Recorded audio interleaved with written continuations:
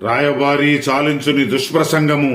పితామహ, గురుదేవ, తల్లిదండ్రులారా, సభ్య మహాజనులారా, నా క్షేమము కోరి పలికిన మీ కృతవాక్యములకు కృతజ్ఞుడను. రాయబారి, గోకుల విహారి, నీవెంత తెలివితేటలతో ప్రసంగించినను నీ అంతరాత్మను, నీ పలుకులలోని అంతరార్థమును తెలియని అజ్ఞానిని కాను. నా గురుదేవుల సోదరులవని, కుంతీదేవి మూలమున మాకు దూరపు చుట్టమని, సకల రాజలాంఛనములతో సమస్త సత్కారములతో అతిథిగా ఆహ్వానించిన తిరస్కరించి నీకు నీవే రాయబారిగా ప్రకటించుకుంటివి. తదితర కూర్ముడునని నిన్ననే నన్ను పగవాడిగా పాటించితివి. రాయబారి వచ్చినప్పుడు రారాజు ఆసనము నుండి లేచుట ఆచారము కాదు గనుక నిన్నుచిత రీతిని గౌరవించి తిని. రాయబారిగా వచ్చిన వాడవు, పంపిన వారి మాటలు ప్రకటింపక, ఆ పైన మా అభిమతమును గ్రహింపక ఎంత ప్రహ్లతముగా ప్రవర్తించితివి. ఇప్పుడు నేను సంధికి ఒడంబడినచో సౌజన్యముతో దయాదులకు పాలు పంచి ఇచ్చినట్లా